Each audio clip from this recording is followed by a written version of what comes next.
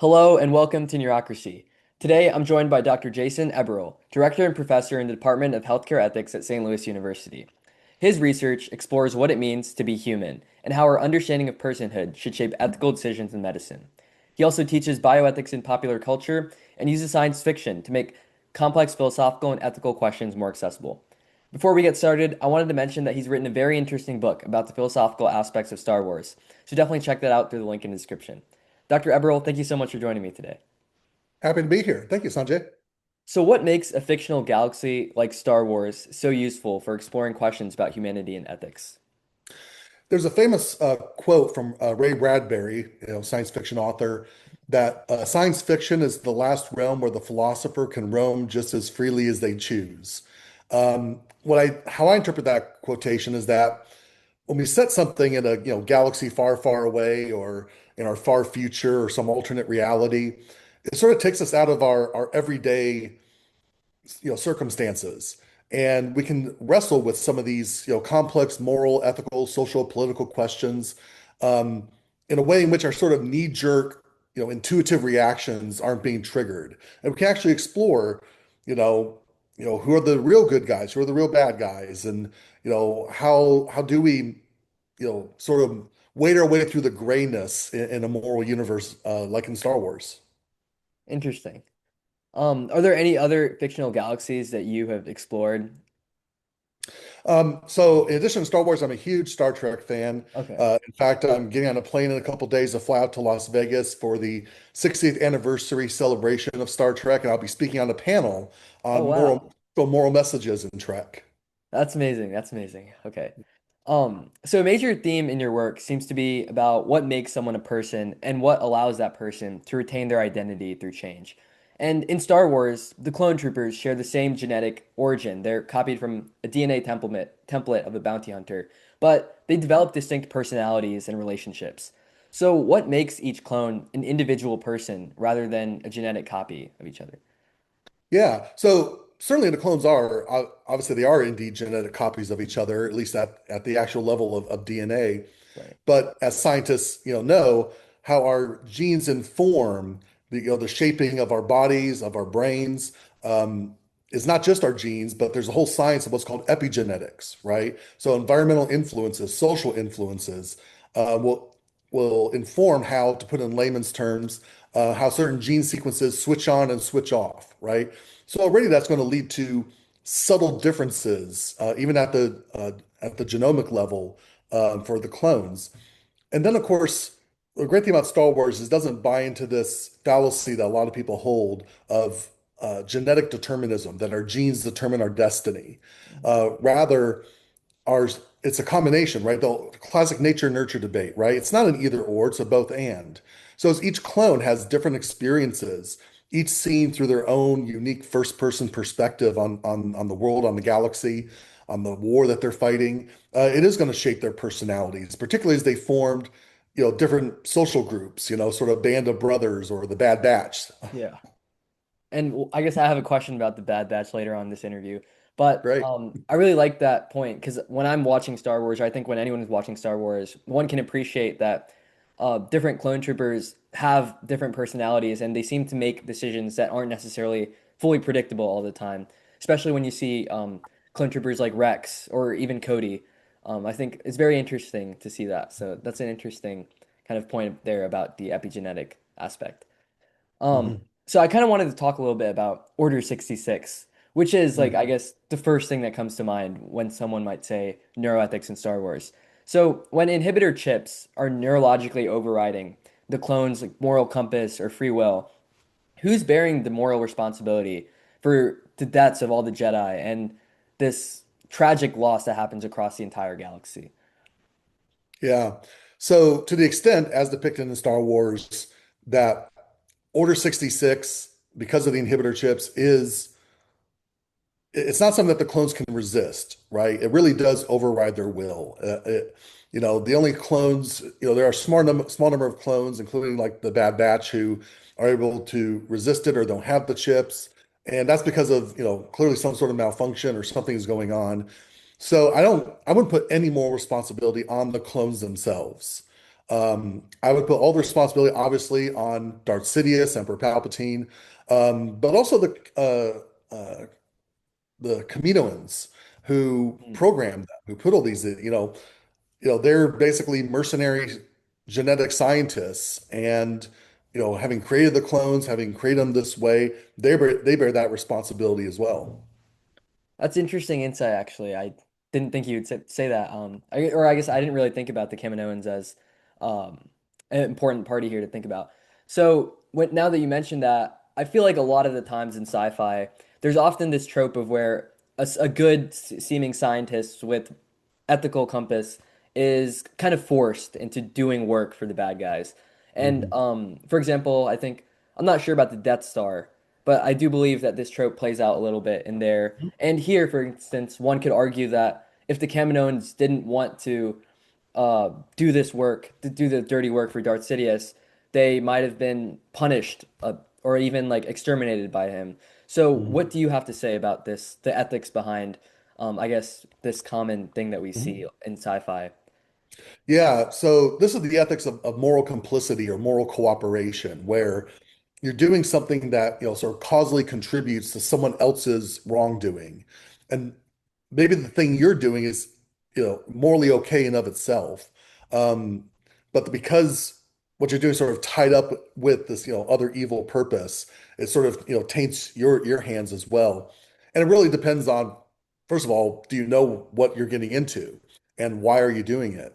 So let's contrast, the Kaminoans with, say, Galen Erso in Rogue One, Okay. who I have a whole essay about his work on towards the Death Star, and ultimately concludes, spoiler alert, that he is not morally complicit for the destruction that the Death Star wrought, like Alderaan and so on, um, because he knew that they would complete it anyways, and he was able to place the fault in the Death Star, allows Luke Skywalker to blow it up. Right. Um, the Kaminoans, as far as I understand the backstory of, why they were creating the clones in the first place. First of all, the whole ethics of cloning, right? Is this even a good thing to do Yeah. to create a clone army?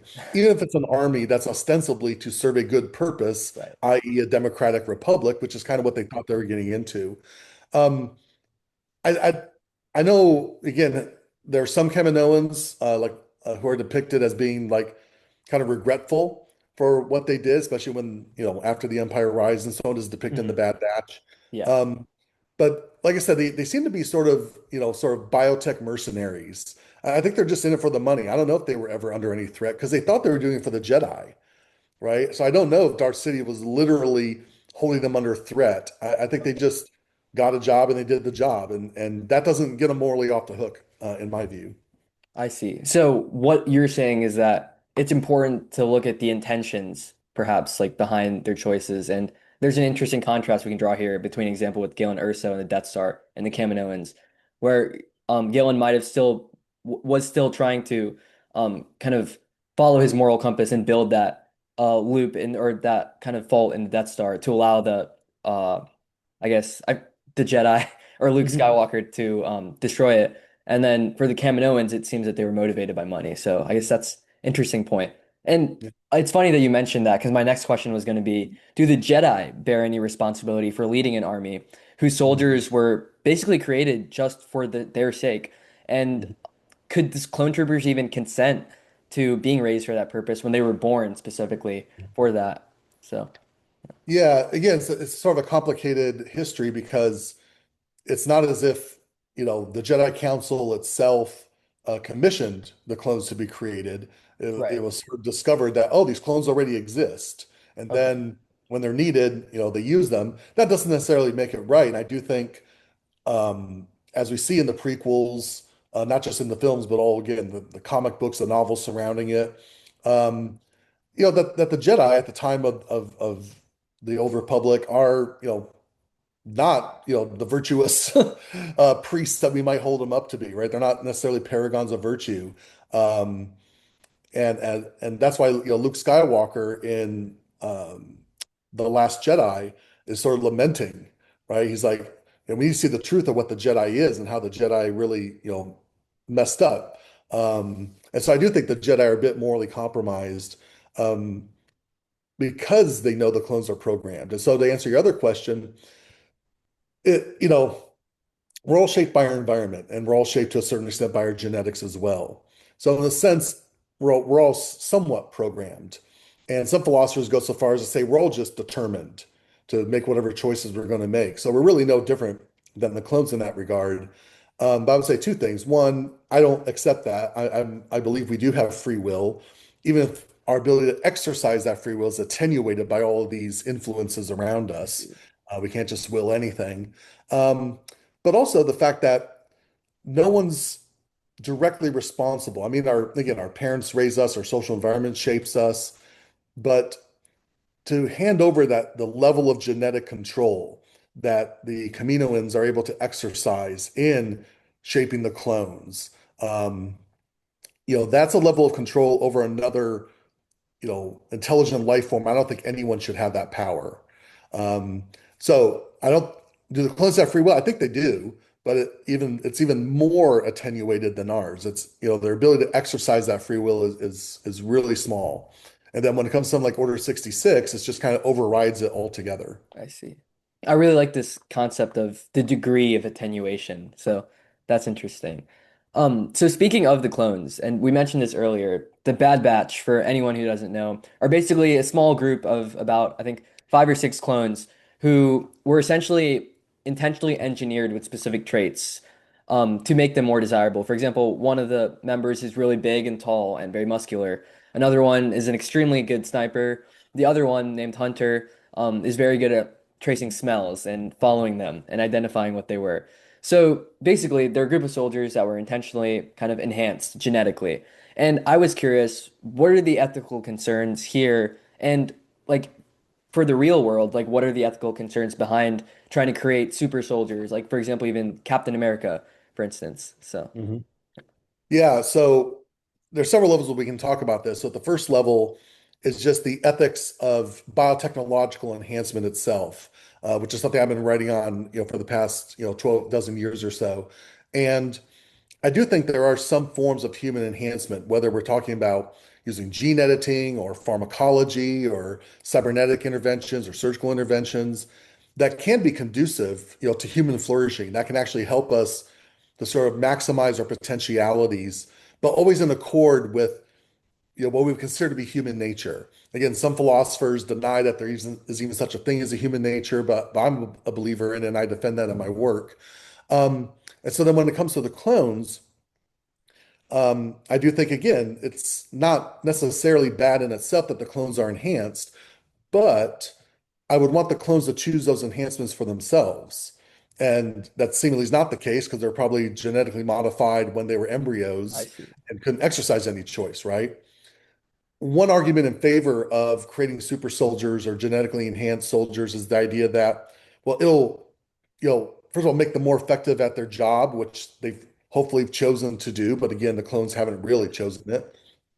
But also give them the means to, you know, be protected, right? Have safeguards built in, right? So for a real life soldier today in our galaxy, if this is truly their vocation, right, to be a soldier, and if there were certain enhancements that would help them to be more effective, but also be more protected, then I'd be open to the possibility of some forms of enhancement, again, being selected by the soldiers. Okay. The problem is that the military, you know, is a very coercive environment. Even though people volunteer to choose, of course, some people are drafted in different contexts. But the idea is that we really want to maximize autonomy and choice here if we're to pursue any of these biotechnologies. That's interesting. Continuing on this idea of bodies and technology, which I think Star Wars does a really interesting job of kind of connecting and showing different themes across. Luke, for example, receives a prosthetic hand. Darth Vader and General Grievous become increasingly dependent on their machinery over time. And the transition with Darth Vader is interesting because that's Anakin Skywalker, who's fully kind of just a human at some point, or I guess a Jedi. And then he increasingly starts shifting as he goes to the dark side, more and more machinery, which I think is a interesting kind of philosophical thing in and of Mhm. itself. But does becoming more mechanical make these characters less human, or does this physical transformation kind of different from identity. I guess I was Mhm. curious what your thoughts were on this. Yeah. I mean, I don't think it makes them, it definitely makes them less human in so far as it makes them less, of a biological organism, even though there's still a mix of organic and mechanical components. I don't think it makes them less of a person, because, their consciousness, their moral center, their moral character is still pretty much intact. I mean, Vader. Anakin had become Darth Vader in episode 3 prior to the Battle of Mustafar that led to him being encased in the suit, right? So Hmm. the suit didn't, make him into a I Sith. see. Yeah. However, I think what the suit does is it does dehumanize him in certain ways, um, because he's a man behind a mask. Yeah. Because the first when he appears in the first film, where you're not even sure if is he a robot or a person underneath there, right? And so I I do think there is this concern about the philosopher Martin Heidegger has this great essay called The Question Concerning Technology, which he wrote, 70, 80 years ago. And in it, he's concerned about what he calls the enframing effects of technology, that the more we create technologies to serve human purposes, sometimes we become the servants of the technology, right? Just think of Oh, how dependent we all are on our cell phones, yeah. right? Um, there's a certain sense in which we become beholden to the thing that is supposed to be at service to us. And so with someone like Anakin, or General Grievous, they're wholly dependent on the technology that sustains their life. And yes, it makes them powerful and gives them abilities they wouldn't otherwise have. But it also within, for Vader in particular, within the Star Wars milieu, the metaphysics of the Force, he is not able to channel the Force because the Force is generated by living things. Um, Hmm.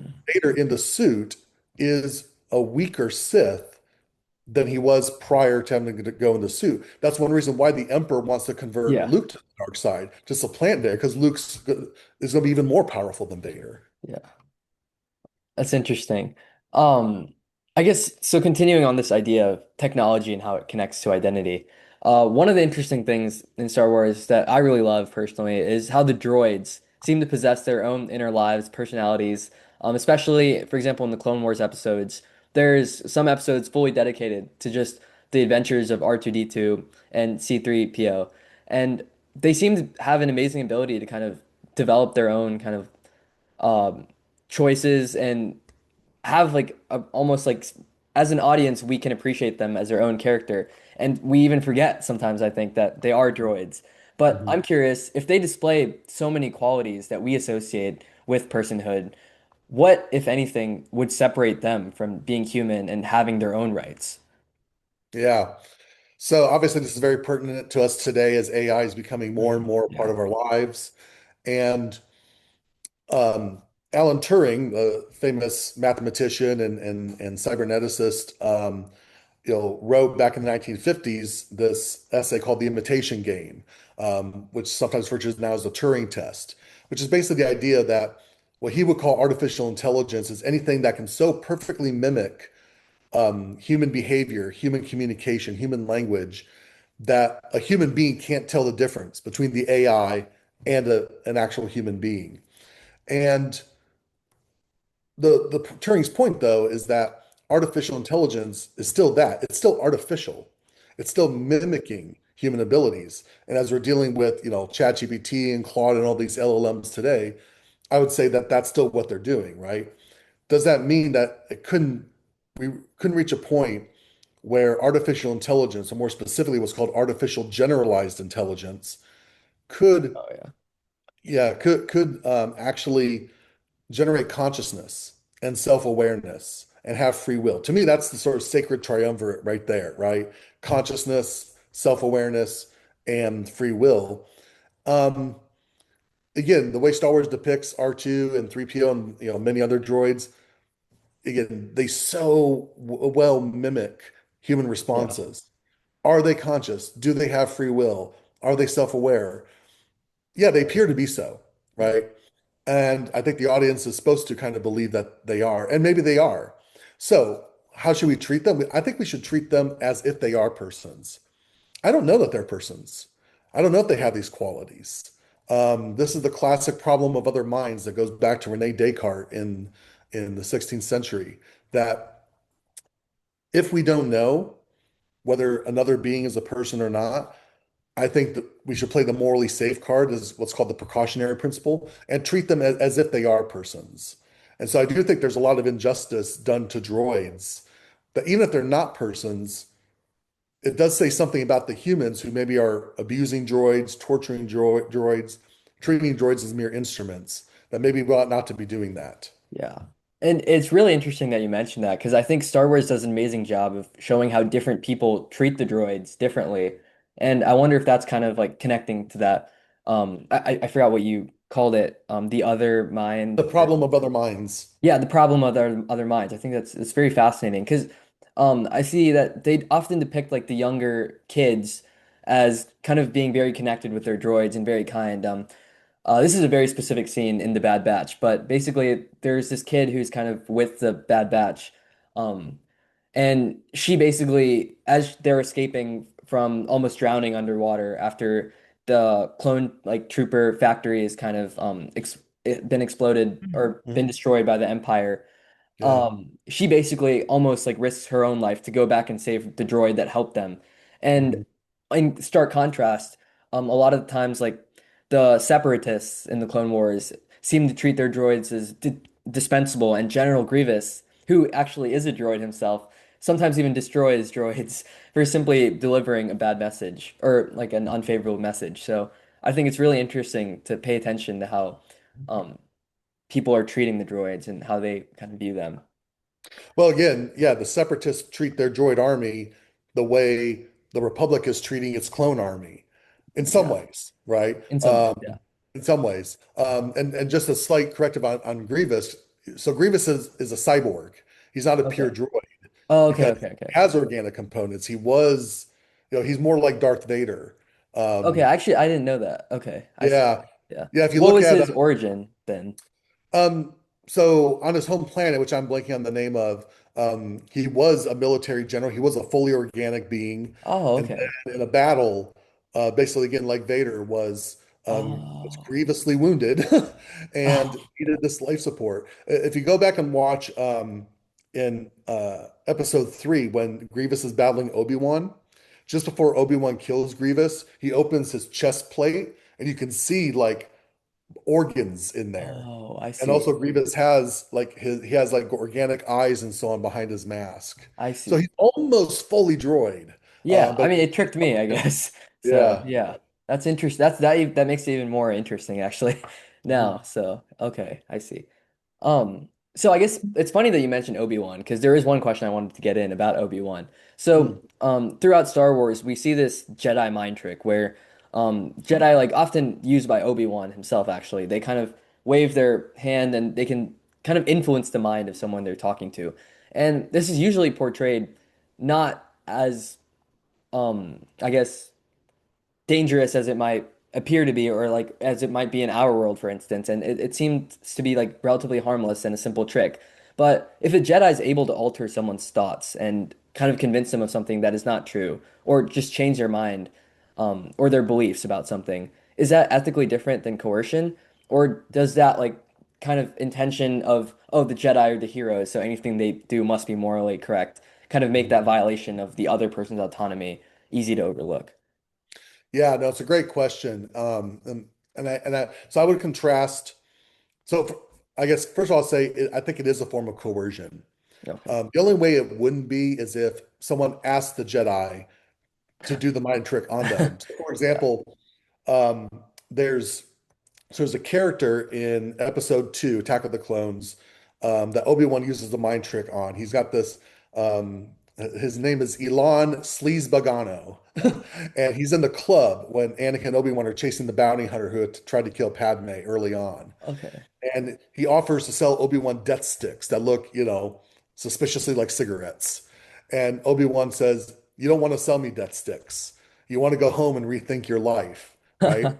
Now, if Alon had said to Obi-Wan, "Hey, I'm addicted to death sticks. I really want to not sell death sticks anymore, but I'm addicted to them. Can you help me out?" And Obi-Wan then did his mind trick, right? That's helping the character, Alon, to sort of bring his first and second order desires into alignment so he can be the Yeah. type of person he wants to be. But he didn't ask Obi-Wan. He might love, using and selling death sticks. Yeah. But so now Obi-Wan is just kind of, we would think done something good for him, but completely overriding his autonomy.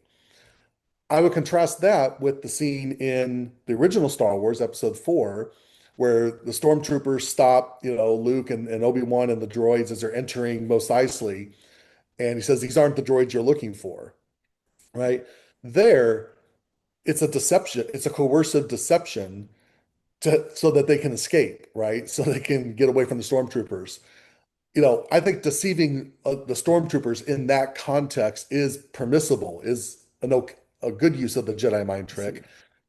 With Elon Sleaze Bogano, I don't think Obi-Wan, it was just so casual. And it's almost kind of, it's played for laughs, of course, but Yeah. I think Obi-Wan, that sort of shows, I think, the sort of the moral high horse that the Jedi hold themselves to, like, "Oh, we know what's better for you. You shouldn't be doing this. So I'm gonna, do my mind trick so you don't do it."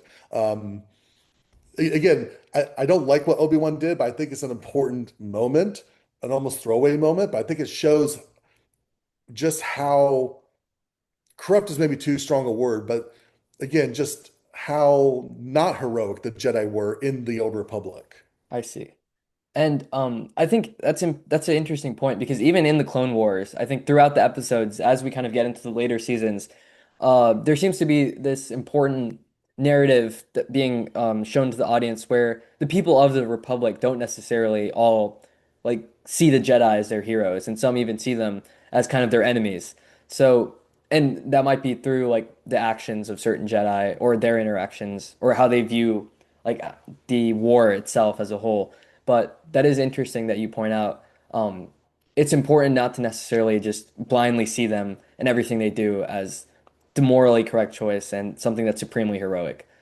Um, And again, in The Last Jedi, you see Luke sort of again repudiating the Jedi past.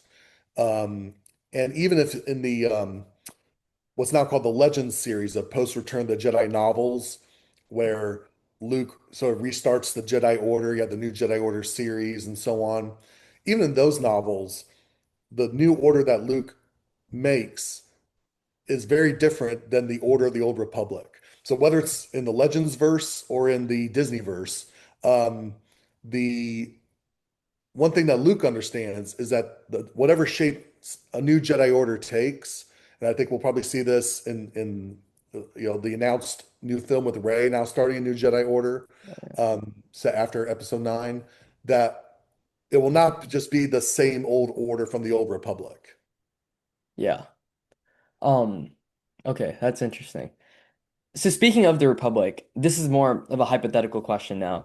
If the Galactic Republic, in this time of the old Jedi Order, let's think about it maybe, let's put this during the Clone Wars, when we're kind Mm. of in the middle of the war, there's lots of turmoil, people are conflicted and have conflicting opinions about the Jedi.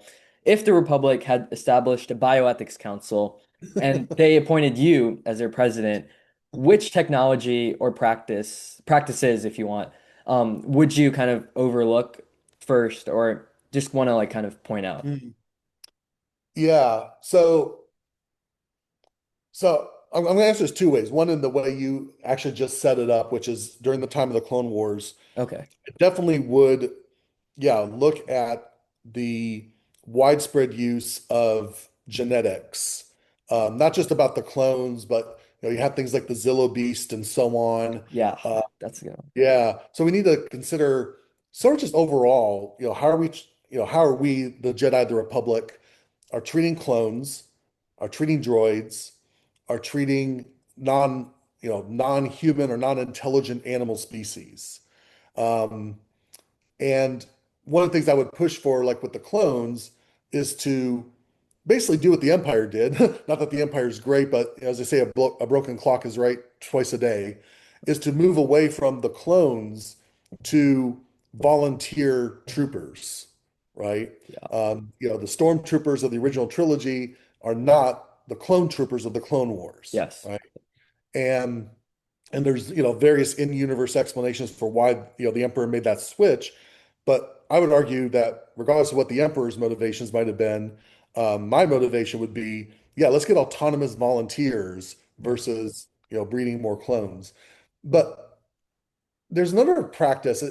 You don't see it as much during the Clone Wars because the Jedi are all sort of wrapped up in the war.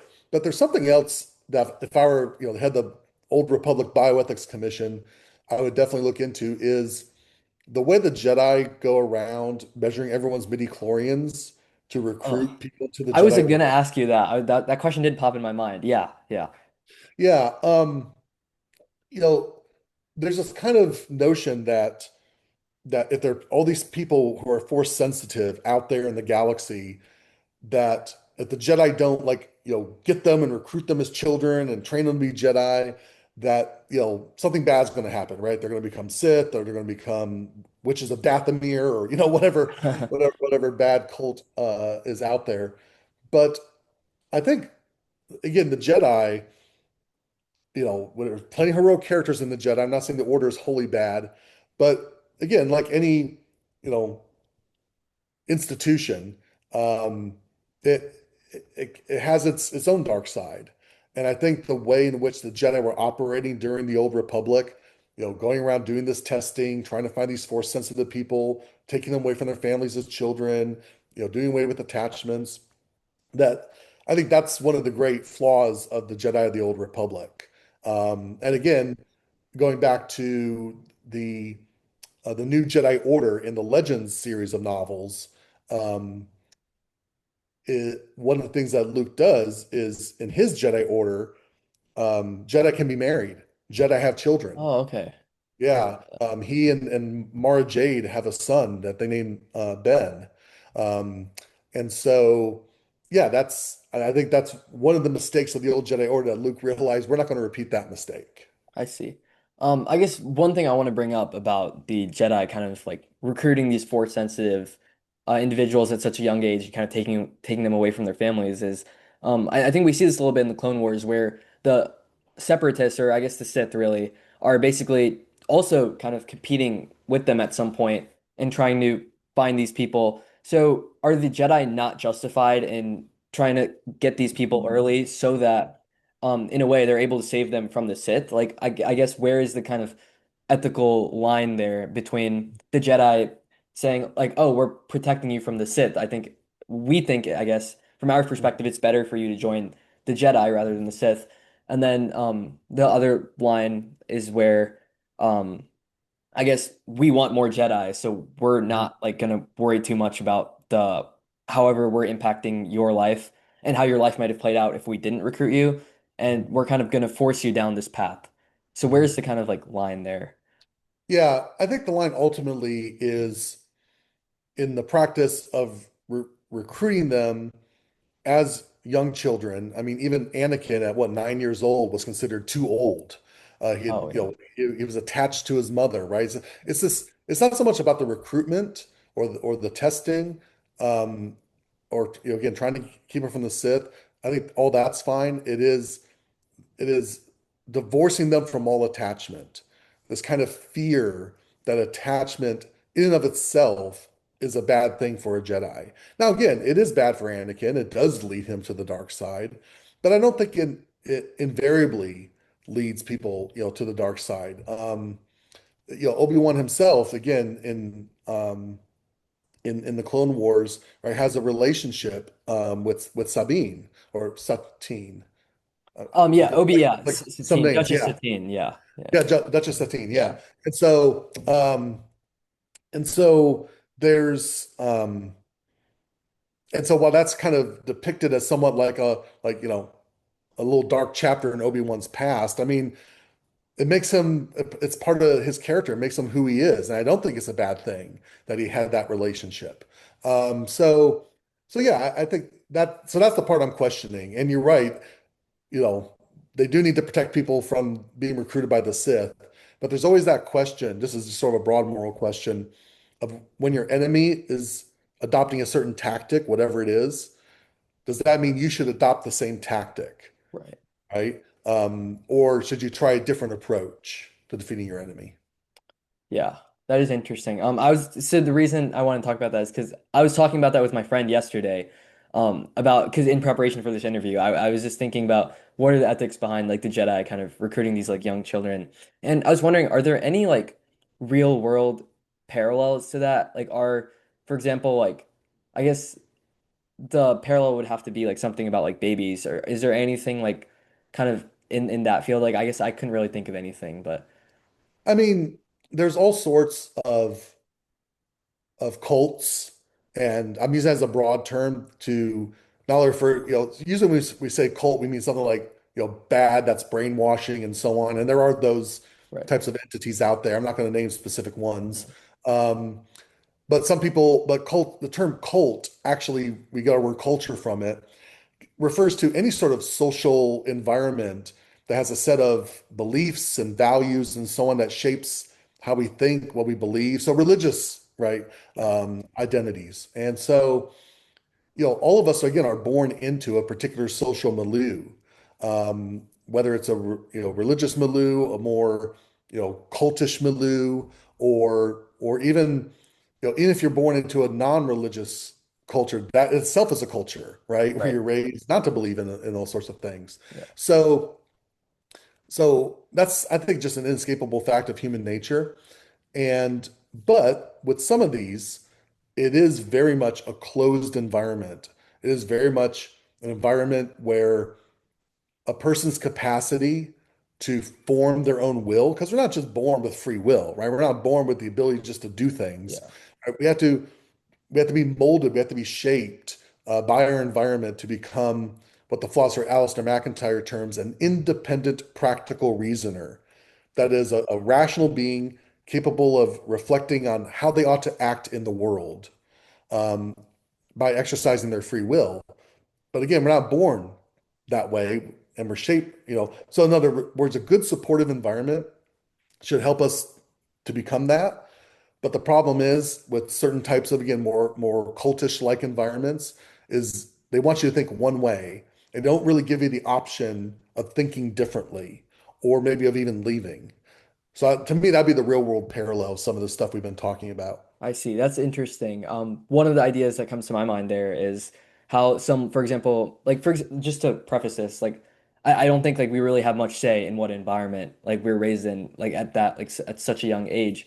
So I think a lot of the times like people like if they have a traumatic environment or one that maybe like kind of um praises certain things that might not be like morally correct, and that might be simply because they were born into a certain environment. I wonder like how that kind of like should influence maybe like just the justice system, for instance. And I think Mhm. this is kind of its own field of its own, like kind of the neurological or like the psychological influence in like crime and stuff. But Mhm. there is definitely, I guess, more in that like direction. But Mhm. I guess coming back to Star Wars, but then going out.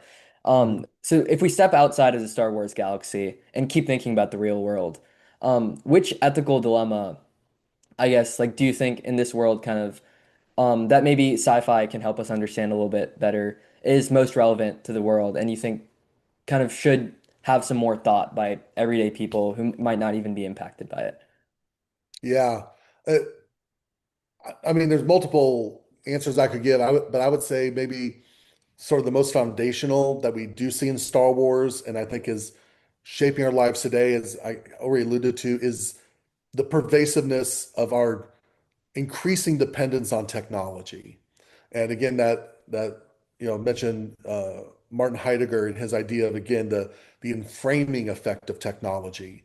And again, whether it's our cell phones or AIs or social media, again, we've seen how all these technologies can be used and can be manipulated to shape the way we think, Mhm. to shape the way we feel about certain things, um, to distort truth, such that it's even hard to discern what is true, what is false in a given situation.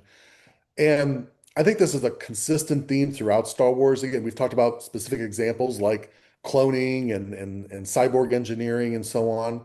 Yeah. But again, think about the Death Star, right? This technological terror, as Vader refers to it, and and derisively, right? I mean, Vader's kind of like, he's saying, "Don't be too proud of this." Compared to the power of the Force, which again is generated by living things, right? We see Yoda surrounded by all the life on the swamp planet of Dagobah, right? And so. Yeah, I think Lucas, I don't know if George Lucas ever read Heidegger, but I think he very intentionally was sending a very Heideggerian message about avoiding surrounding ourselves with the sterile walls of technology. I do know, for example, even though these are both forms of technology, that there's a reason why Lucas gave the Jedi lightsabers. Even though originally the plan was that lightsabers would be much more common, like stormtroopers were going to carry lightsabers. If you see Oh, some of wow. Okay. yeah, if you see the original Ralph McQuarrie drawings, Oh, uh, there's a famous drawing of a stormtrooper on the Death Star holding a lightsaber. that would have been so different. It would have been very Yeah. different. Yeah. I think Lucas made the right choice to make the lightsaber a special weapon for the Jedi. Um, that because there's something sort of noble in looking your enemy in the eye as you're facing them, right? If you're going to cut someone's hand off, you're looking at them as you're doing it, as opposed to blasters, right? So stormtroopers carry blasters. They're behind helmets, so they're kind of faceless, Yeah. and they're killing from a distance. And then you got the Death Star, right? The ultimate weapon that can blow up a whole planet from a distance.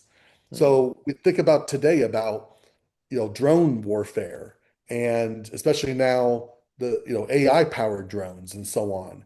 That warfare itself, especially with autonomous weapon systems, is just becoming more and more where we just dehumanize the other, and so we feel justified in killing. It doesn't even feel like killing. It feels like we're playing a video game, Right. right? And I think Lucas was really spot on way back in the 1970s in seeing that harmful influence of the over-reliance on technology. Again, it's not anti-technology, right? A Right. lightsaber is a Right. form of technology, Yeah. but it's something that the Jedi are tuned with, as opposed to, yeah, all the technologies that we see with the Empire. Yeah, and one thing to add about the lightsaber thing is that I really like how they also emphasize that there's a whole process that young Jedi kind of go through to make their own lightsaber. It's not Mhm. something that they just kind of like buy off the street, or it's like, hey, I'm gonna get like a premium lightsaber and you have like a bad lightsaber. Like everyone Yeah. has their own one that's like custom made through that, like I forgot what the planet's called, but they kind of get the Kyber crystals Yep. from that place. And I guess they do a really good job of portraying how it's not just it's not like removed from them necessarily. It's kind of like almost an extension of them that kind of enhances their ability to kind of like connect with the Force. And we can see that when, for example, like non-force sensitive individuals wield lightsabers, they don't seem to be like fully aware of how to use it properly, and it doesn't seem very natural Mhm. compared to when, for example, like a Jedi is using it. So I Mhm. definitely agree with you on that point about technology and think that's very relevant. So Yeah, I mean the the scene in episode 3 where Obi-Wan battles General Grievous, right? Grievous is wielding four yeah, stolen lightsabers, yeah, right? And he says, "I've been trained in your Jedi arts by Count Dooku," and of course we see that training in Clone Wars. yeah, Yeah, Grievous is not force sensitive, right? He's not a Sith. Um, yes, he's been trained in sort of the technical aspects by right. Dooku. He's using his highly, cybernetically enhanced body to wield four lightsabers. Yet Obi-Wan's still able to defeat him with just one lightsaber, right? Mhm. Yeah. Um, that shows how more attuned Obi-Wan is than Grievous. Yeah. And kind of to continue this idea, is this is just really specific scene I kind of wanted to bring up. In the first episode of the Clone War episodes, um, Asajj Ventress is essentially engaging in a lightsaber duel with Yoda, and Yoda, without even like really like so on one hand, Yoda is preventing a boulder from smashing his ship and the other clone troopers who are kind of his aide. He basically just shuts down Asajj Ventress's lightsabers with the Force, Hmm. like without even kind of like touching them, just using the Force, and basically like removes them from her grasp and just holds on to them. And I think it's just a really interesting kind of one-off. Like I don't really recall any other times this kind of like force ability was used, but it just really shows how um the force sensitive individuals are really attuned and aware of like their technology. And that's definitely not something, for example, like a Padawan or like an everyday person could do.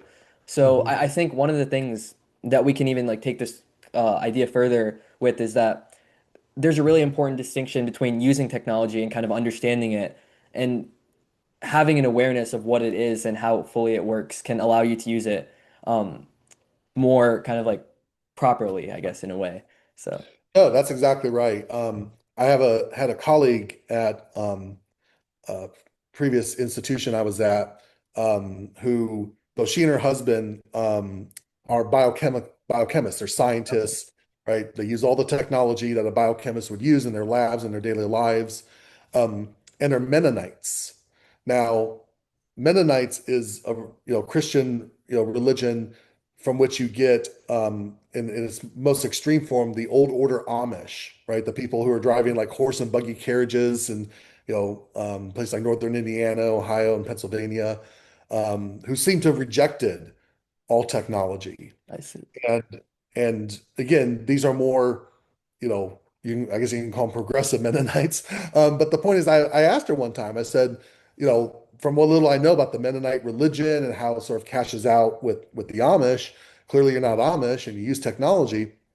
And so kind of how does factor into your religion? And she said, well, the way we approach technology is we always ask, is this technology serving a good purpose? Is this technology helpful or harmful to us, living out our vocation, living out, right? So her vocation as a biochemist, is it helping her to be a better biochemist, to be a better wife, to be a better mother, to be a better person, right? To be a Yeah, better citizen. Um, if technology is helping her to do those things, great, use the technology, but always being mindful of when the technology can be detracting from helping her to be, the best that she can be as a human being. I see. I guess this will be kind of my last question here, but this is a really interesting idea that you bring up because I think it's really relevant to the world now. I guess one of the nuances I see with that argument, or I not argument, but like I guess belief, is that when you think of like AI, just in general in the world, there's obviously so many beneficial uses of it, but there's also so many like detriments to our world. For example, like the water consumption, the kind of the spreading of kind of like false content and people using, for example, image and video generation for like creating like fake things that didn't happen. So where do we kind of, or I guess where do you think that this line is kind of should be drawn, or kind of like what steps do you think that we need to take as a kind of society to understand like where is AI being used good and where is AI being used in a bad way, and how can we like try to kind of shift it a little bit more in that direction? So yeah. Yeah, no, I mean, so on the user perspective, 'cause I think there's a user perspective and the consumer perspective. Okay. On the user perspective, I've kind of, my colleague who I just mentioned, I kind of have her voice in the back of my mind as I'm thinking about my own use of AI. Yeah. Because first of all, AI is integrated in so much of what we use. So I'm not going to stop doing searches on Google just because I know it's going to give me an AI generated summary Right. first. Um, and I've heard there's ways to turn that off, that's somewhat complicated. But point is that I'm very mindful of the environmental impacts, and I'm very concerned about, yeah, how AI is becoming more and more integrated, and particularly the things that you mentioned about, you know, misinformation, disinformation being put out there. That being said, I think there are some, excellent uses of AI. How we're using it in healthcare to Right. help, read radiographs with more accuracy than humans. And I would argue for always keeping humans in the loop, because there's just some dumb mistakes that AI can sometimes make, even in that regard. Um, I'm finishing up a book project with some colleagues right now, and we have to compile our bibliography. Uh, I AI would be very helpful with that, and so I probably will use AI, just to organize the bibliography by the Chicago Manual style, mhm. right? Yeah. Otherwise, something that would take me hours and hours to do can be done in a few seconds, Yeah. probably. And of course, I'll have to double check in Right. everything. Yeah. So I think we always have to weigh the trade-offs. Again, for myself, is AI helping me be a better scholar or a better, you know, husband and father or a better person? Yeah, if yes, then sure, use it. Again, I still think judiciously, being mindful of the environmental impacts. Um, but if it's not, if it's just for fun, and it's particularly if if it's potentially has if it has the potential to deceive someone, almost like a Jedi mind trick, Yeah. then yeah, I think we should refrain from using it. Yeah. And I guess one quick thing I wanted to add there, is I know you mentioned, for example, like sometimes AI is kind of like a black box, especially in like machine learning, where you put something in, put something out, or it gets spit something out, and you can kind of like see maybe it's like, I don't know, like 83% accurate, but you don't know what's going on in the black box. And I Mhm. think there's some research going on right now into the field of explainable AI in healthcare, where when AI systems are being used for kind of like prediction of disease or imaging models, like you're able to kind of like see what's actually going on under the hood. So I think that's something interesting to see in the upcoming like months or even years. But yeah, Yeah, I would say three big things, and these are not the only ones, but I say three major principles that we should be enacting with the use of AI, pretty much in any context, but particularly healthcare, is explainability that you just said, transparency of when we're using AI and when we're not, and accountability. When AI makes mistakes, making sure that there's an appropriate accountability of those who are responsible, the humans responsible for the AI making the mistake it did. Um, that's very interesting. And on that note, Dr. Brill, thank you so much for joining me today. This is a very fun conversation. I think this was one of the conversations I was really looking forward to on this podcast, simply because I'm a big Star Wars fan, and I guess we found a way to kind of connect it to the world of bioethics and healthcare, AI, all the stuff that's kind of relevant today. And once again, for the viewers, if you found anything here interesting, Dr. Brill has written a book on the philosophical aspects of Star Wars, and that's going to be linked in the description. So, thank you. Great. Thank you, Sanjay. It's been a pleasure.